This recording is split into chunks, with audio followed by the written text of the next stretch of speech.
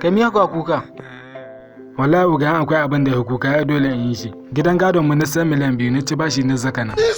Baban mutum da ji labarin na sai da gida da gonar gado na tungume bashi na bar gari ciwon uda ta tashi ya wancile. Wallahi uga yau sati na ta ci ban ci abinci ba. Mata kishi dan mata kanan baban mutum dan auta dan kanan wanda yatta. An ce tun tawa ta nan wai shi katar da hannu a sama shi na roƙon Allah ya ɗebe mai albarka har yanzu bai saukar ba. Sannan kuma gashi har yanzu ban sha daga ba. Inda zan kwanta ma wahala ya kamin. Tun tawa ta nan majina ta gwakan sanyi na tattalin kashi na. Kuma yanzu na yawan bude ido na zaka yi. Kai gaskiya ban ji daɗi ba. To amma bari zan taimaka ma. Abin juju bida.